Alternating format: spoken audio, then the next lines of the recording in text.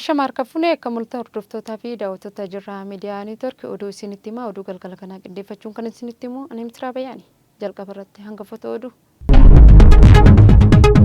Sochiin Itoophiyaan jijjiirama qilleensaa ittisuufis taasistu hawaasni idil addunyaa deeggarsa taasisuu qaba pirezidaantii Taayyee Asqasillaasee. Hidha haaromsaa sa'aatii tokko keessatti hanniisaa gigaawaatii 6,456 maddisiisuun ibsame. Bulchiinsi magaalaa Shaggarii fi hospitaalli Kooriyaa waliigaltee wal hubannoo waliif mallatteessaniiru. Miseensi garee finxaalayyii Daanshaa fi naannawaa isheetti socho'aa turan meeshaalee waraanaa guutuu waliin harka kennachuun himame. Somaalilaandiin filannoo pirezidaantummaa geggeessaa jiraachuu ibsame. Egaa hordoftootaa fi daawwattoota keenyaa kunneen hangafoota oduuti amma bal'ina oduu kennaa isinitti hima. Sosochiin Itoophiyaan jijjiirama qilleensaa ittisuuf taasistu hawaasni idil addunyaa deeggarsa taasisuu qaba pirezidaantii Taayyee Asqasillaasee. Jijjiirama qabeenya qilleensaa ittisuufis to'achuu pirojektiiwwan Itoophiyaan hojjechaa jirtu hawaasni idil addunyaa deeggarsa taasisuu akka qabu pirezidaantii Federaalaa Dimokiraataa Riippubilika Itoophiyaa Taayyee Asqasillaasee ibsan. Pirezidaantiin Taayyee yaa'ii jijjiirama qabeenya qilleensaa dhaabbata mootummoota gamtoomanii gaggeeffamaa jiru irratti haasawa taasisaniin haasawa isaaniin inisheetifii ashaaraa magariisaa dabalatee eegumsi kunuunsa qabeenya uumamaa fi taasifamu hojiilee fuulduraa fi Itoophiyaan hojjettu irrattis ibsa taasisaniiru. Tattaaffiiwwan kunneen akka cimaniifis deeggarsa idil addunyaa akka barbaachisu ibsu ragaa ministeera dhimma alarraa arganne ni mul'isa.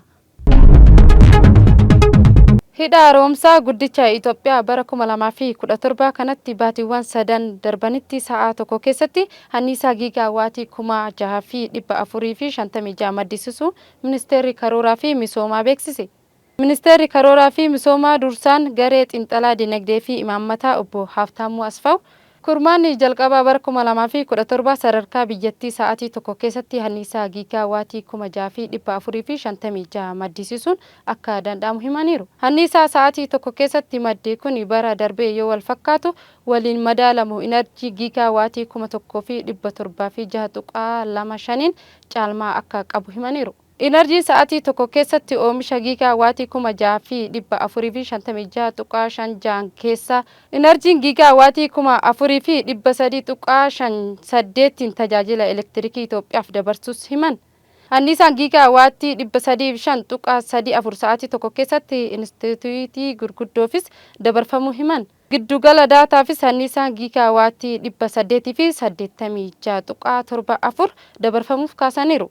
Sarara diriirsuu ilaalchiseen kurmaanni jalqabaatiin sarara kiiloomeetira 437.43 diriirsuun akka danda'amus obbo Haftaamuu Asfaaw himaniiru. Kurmaanni jalqabaa bara 2017 hidha haaromsaa guddichaa laga Abbayyaarraa humni meegaawaatii 1,443.5 maddeera jedhan raawwiin pirojektii hidha haaromsaa harka 97.6 ga'us ibsaniiru. Bulchiinsi magaalaa Shaggarii fi hospitaalli Kooriyaa waliigaltee wal hubannoo waliif mallatteessaniiru. Waliigaltee bakka sadarkaa itti aanaa pirezidaantii mootummaa naannoo Oromiyaa kantiibaa magaalaa Shaggar Dr. Tashoomaa Addunyaa fi hojii gaggeessaa hospitaala Kooriyaa Profeesar Song Joong Kim itti mallatteeffameera. Kaayyoo waliigaltee dhaabbilee fayyaa bulchiinsa magaalaa Shaggar keessatti argamu hospitaala Kooriyaa irraa deeggarsa ogummaa meeshaalee yaalii fi qorichaa akka argatanis dandeessas jechuunis dubbatan. Sirna waliigaltee kana irratti pirezidaantii mootummaa naannoo Oromiyaa duraanii obbo Abbaa Duulaa Gammadaa dabalataanis hooggantoonni olaanoo magaalaa Shaggarii fi keessummoonni biroos irrattis argamaniiru. Miseensi garee finxaalayyii Daanshaa fi naannawaa isheetti socho'aa turan meeshaalee waraanaa guutuun harka kennachuun himame. Miseensonni garee finxaalayyii hedduun meeshaa waraanaa isaanii guutuu waliinis ajajaa kaabaa lixaa kan Daashii fi naannawaa ishee bobbaafameen harka kennachuu jiraachuunis ibsame. Meejar Jeneraal Salamoon Boggaalaa marii garee finxaalayyii karaa nagaatiin gara nagaatti dhufanii waliin taasisaniin akka jedhanitti raayyaan ittisa biyyaa nageenya biyyaatiifis uummata tiksuuf misooma biyyaa mirkaneessuufis galma godhatee ergama isaa karaa sirrii ta'eenis baachaa jiras jedhan. Raayyaan ittisa biyyaa bifa Itoophiyaa kan ta'e bakka ka'umsaa fi ga'umsa isaa tokkummaa fi jaalala akkasumas immoo warra isee madeesseefis ajjeese araara laatuunis jechuunis ibsan odeeffannoo marsaa hawaasaa raayyaa ittisa biyyaarraa arganne ni mul'isa. Egaa hordoftoota fi daawwattoota keenya oduun keenya akkuma itti fufetti jira amma gara oduu biyyaalaa isin dabarsa.